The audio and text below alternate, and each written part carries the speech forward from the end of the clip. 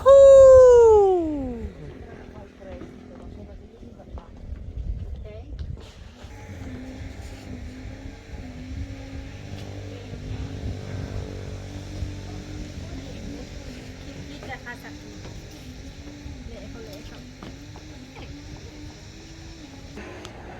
ยู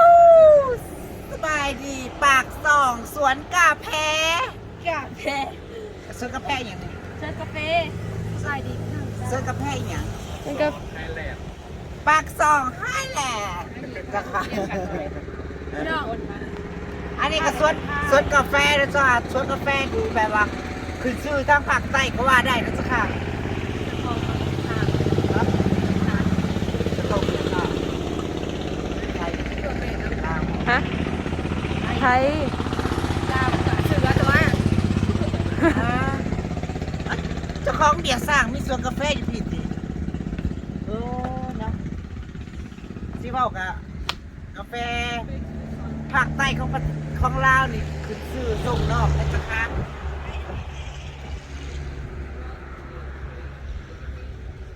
สุกสันยังไม่ให้กินเนี่ยกว่า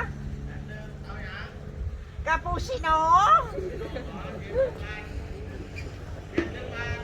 ฮะ ยืนท้ายรูปเนี่ยกันประมาณคนมาหน่อย วันนี้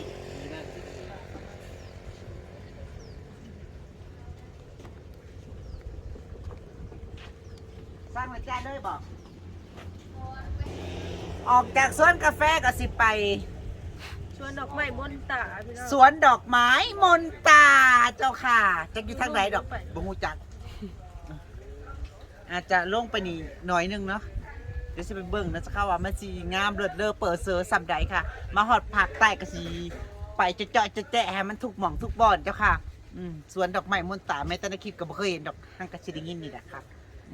อันนี้ก็สวนกาแฟนะเจ้าค่ะก็เก็บหมากก็ละผมมีหมากหรอกพี่น้องมีแต่ใบอ่อนต้อยอยู่แล้วมันหล่นเบิ้ลละบอก ว่ามันย่ามมัน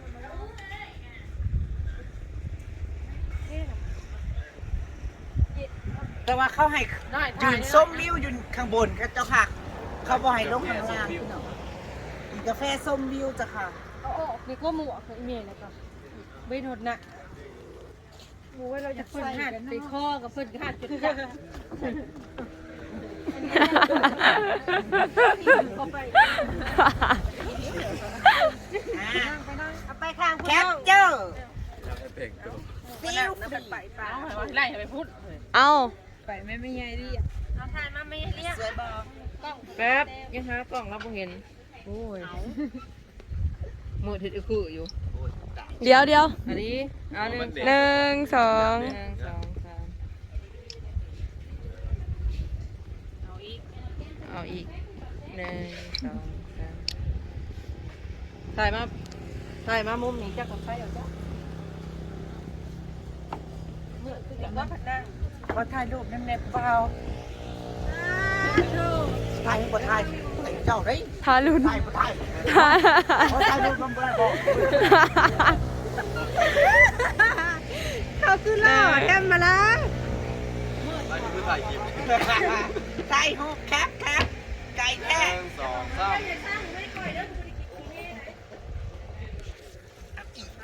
แล้วอ่ะนั่งนั่งเดียว นั่งคนละตั้ง ใส่แต่แท้มันก็บอกคือผัวเมียแต่ว่าเฮ้ย หนึ่ง รองใจของพ่อเจ๊ เขา เข้ามา ว่าเขาจะขับสนุก เอาไป ต้องกินดิเห็นคือข่อยซอกหัวนี่อะไรบ้าง ข่อยสองควนี่บ่ได้บ่เด้อ แบบรอๆเด้อ หนึ่งสองสามหนึ่งสอง ขอโทษครับ หนึ่งสอง อันนี้เป็นต้นยังต้นส้มหรือต้นแปลกบ้านเขามีต้นส้มอันเดียวพี่น้องเลยจะไปแปลกนอกเลยสบายนี่เขาอยู่นอก นั่นจะเป็นสัน พญายสุกเจ้าบทสบาย FC เจ้าเลย สบายดี สิพาทั่วไซแน่ออกจากสวนกาแฟเฮาก็สิไปสวนนั่นดอกไม้มนตราต่อจากสวนดอกไม้มนตราเฮาก็สิไปน้ำตกตัดพืชเนี่ยตัดยังตัดฟัน ต้องล แล้ว อง ก็สิ ปล่อ เมื่ ย อ ผ้าทั่วหรือเจ้าผ้าทั่ว จาก ข่อยก็ประจักทาง พี่น้องเอ้ยพาเพิ่นมา อันแนะนำเนี่ยเจ้าค่ะจะเป็นคนภาคใต้อันสวนกาแฟนี่เป็นชื่อสวนกาแฟอีหยัง ปากซ่องไฮแลนด์พี่น้อง ปากซ่องไฮแลนด์ เป็นแบบจุดเฮามาถ่ายรูปเล่นแล้วก็นั่งกินกาแฟนะพี่น้อง ซิวๆเนาะเจ้าค่ะเนาะเป็นชวนกาแฟริมถนนเจ้าค่ะ คนกายไปกันมาก็มานั่งซิวๆมีอันสุ่มกาแฟอยู่นี่อยู่ด้านล่างเจ้าค่ะ บรรยากาศมันดีเนาะแบบ การนั่งชมเนาะ อากาศมันเย็นพี่น้องเย็นตลอดปีเมืองปากซ่อง สักชวนอัน FC ทางฝั่งไทยมาเที่ยวแน่เจ้าค่ะ สำหรับผู้ใดอยากมาเที่ยวกับมาเที่ยวได้เด้อพี่น้องเมืองปากซ่องเฮากำลังเป็นที่ยอดฮิตเนาะคือมีแหล่งท่องเที่ยวคือมีตาดฟ้านอันดับตาดฟ้านตาดเยื่องแล้วก็ผู้ใดมักซ้ายกาแฟก็หาเลาะชิมได้เนาะพี่น้องเพราะว่ามันมีหลายหาดดีๆอยู่ในเมืองปากซ่อง แล้วก็มีสวนดอกไม้มนตราว่า แม่น จะไปเบิ่งอยู่ แล้วก็ทั้งใต้สุดก็เป็นน้ำตกตาดคูแล้วก็ไปทางอัตตปือก็ หลายหม่องหลายมอนเนาะ ไปทางไส้กรองมันสิมีของพักอีกแบบว่าเป็นมันอิหยังวะรีสอร์ทเนาะรีสอร์ทตาดฟ้านอิหยังวะถ้าแต่งรีสอร์ทเขาจะว่านี่ไปทางนั้นมันสิมีอีก ค่ะมาล่ะต้องอาศัย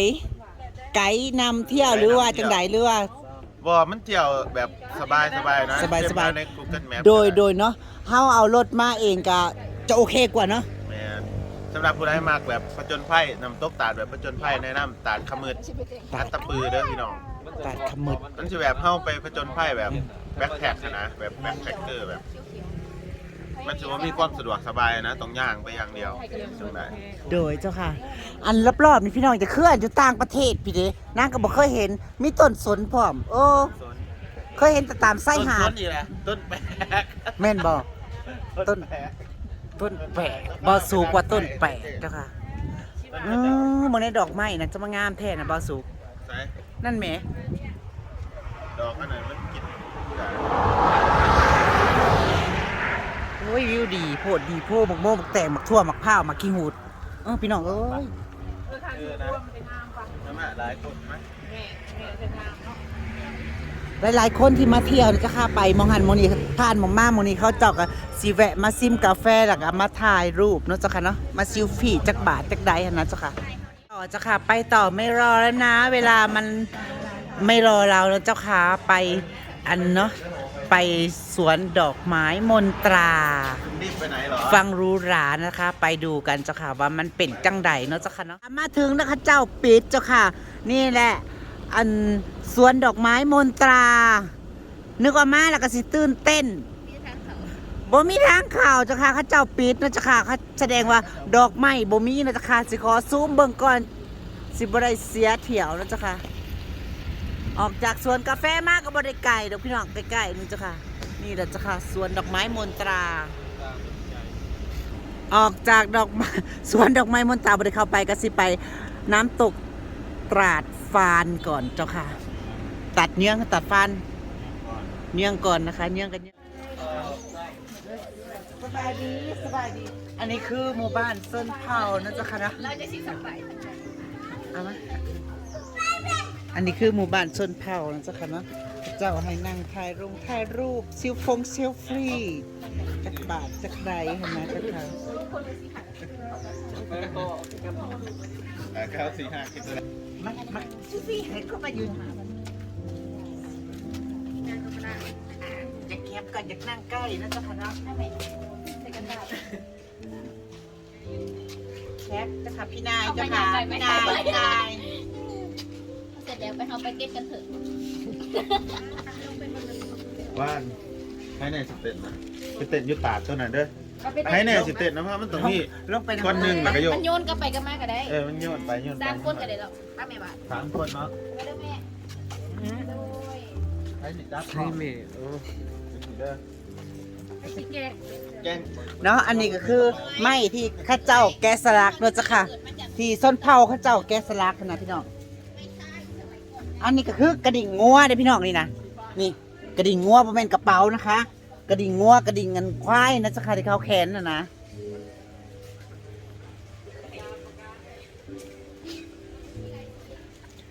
จากไรมันลักอันตองแปลกมันนางมาแขนไว้อยู่นี่เจ้าค่ะ ลงไปเบิ่งน้ำตกด้วยกันเจ้าค่ะ อันนี้ก็คือข้างบนนะเจ้าค่ะ ข้างบนน้ำตก เดี๋ยวสิพาพี่น้องลงไปเบิ่งด้านล่างนะเจ้าค่ะ ด้านล่างแล้วเลี้ยวขึ้นมาหนะเจ้าค่ะ ว่ามันสูงสำใดว่ามันสวยงามสำใดเนาะเจ้าค่ะ ทางลงพี่น้องจะเป็นบันไดลงเนาะเจ้าค่ะ ทางลงไปชม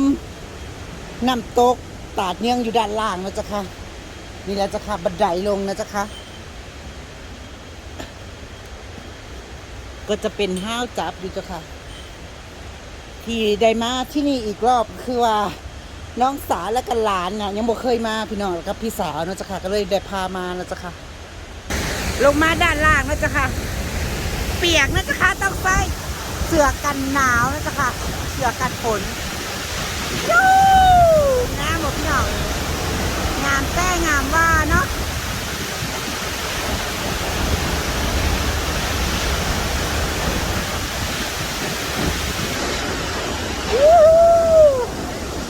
เย็นเจ้าค่ะเย็นเย็นพี่น้อง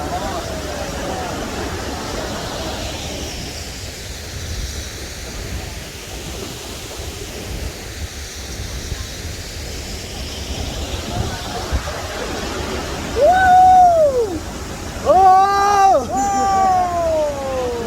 เปียกวะแล้วหัวเปียกวะแล้วเจ้าค่ะพี่น้องค่ะหนาร้อยว่าแม่นปลอก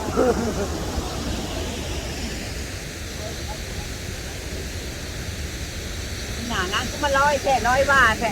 แสงคือให้สนางนังหนาดก็เบาชุบอยู่ปวด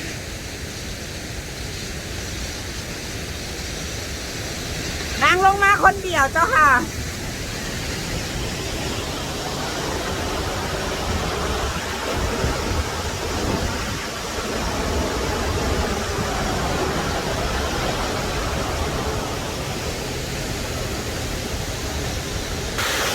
กล้องกระจากม้วนเนี่ยจักหน่อยแล้วเจ้าค่ะพอมันโดนอายฝนอายน้ำลงมาแล้วเจ้าค่ะ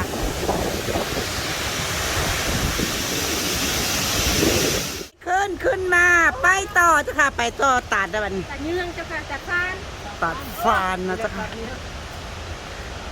มันอุกแต่ย้ำขึ้นดีติตัวลงมามันก็ง่ายดงลงมาบัดขึ้นแล้วก็ใส่แรงดันนะเจ้าค่ะ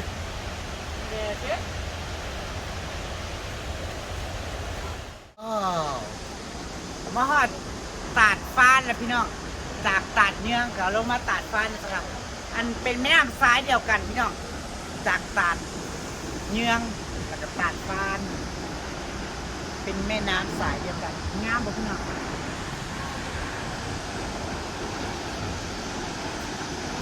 ก็ได้มาเยือนอีกรอบเจ้าค่ะไปถึงก็เมาเขามา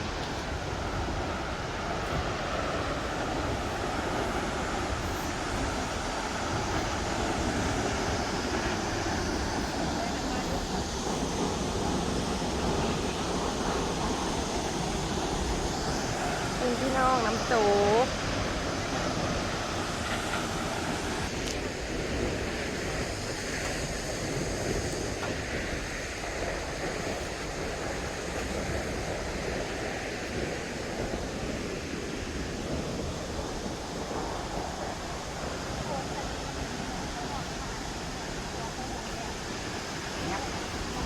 ออกแม่อึ้งนี่ พูดพี่น้องน้ำตกสวยงาม ลูกก็อยากอยู่กับแม่อะ วันนี้อาจจะไม่ได้โหนสลิงนะเจ้าค่ะ เพราะว่าเราไม่มีเงิน มันแพง450,000 8 แสนเลยทันที กินกาแฟ850,000แคบหน่อยเจ้าค่ะแคบหน่อยนะ เอา คะ เลยค่ะ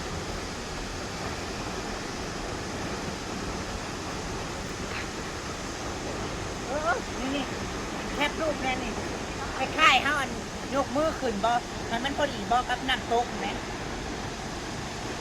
หนามมันอยู่หลุมหุ่นเออ พอดีบ่ เจ้าอยู่สูงกว่าหนามอีก 1 2แชะ 1 2แชะ เดี๋ยวคนสีออกก่อนให้เราถ่ายคนเดียวเราจะถ่ายรูปออกในกล่องแล้ว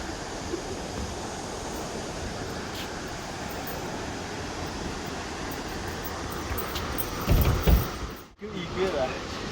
รู้สึกว่าแต่ละคน ขึ้นเขาก็ธรรม แล้ ชาว ติ ทิ้วเข่าได้นี่ทิ้วเข่านี่ มันเป็นอย่างนี้แบบนี้ปะมันเป็นออกใสๆเขาก็เนาะ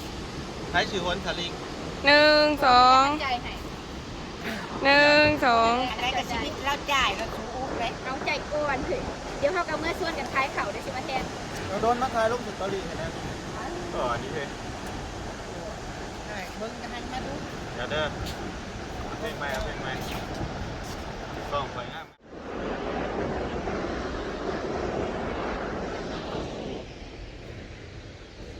ไปขึ้นก่อนพี่น้องเจ้าขา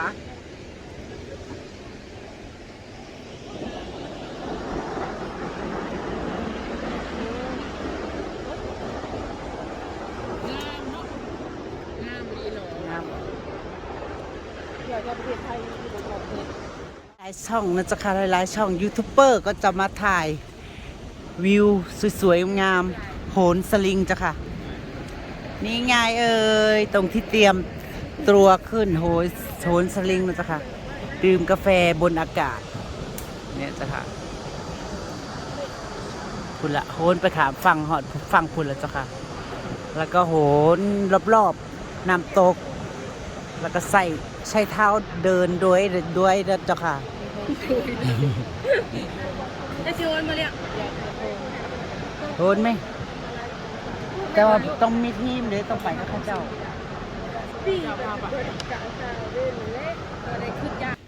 ไปเจ้าค่ะ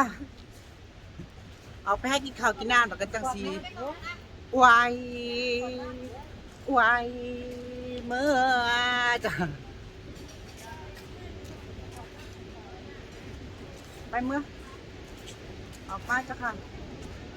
คนไทยล่ะค่ะชาติต่างชาติจะมาเที่ยวหลายพี่น้องมาเที่ยวหลาย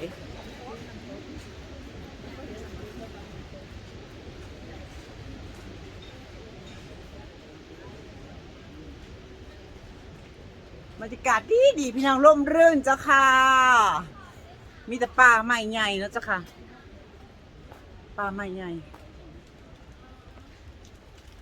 เมื่อยบ่คอยละลาบแต่ผู้เลยข้าเจ้าหักตะขึ้นมาแต่โฮนสลินเจ้าค่ะส่วนมากจะคนไทยนะคะคนไทยแล้วก็ชาวต่างชาติข้าเจ้าจะมักโฮนสลิงขามรอบๆเบิ้งขนาดเจ้าค่ะ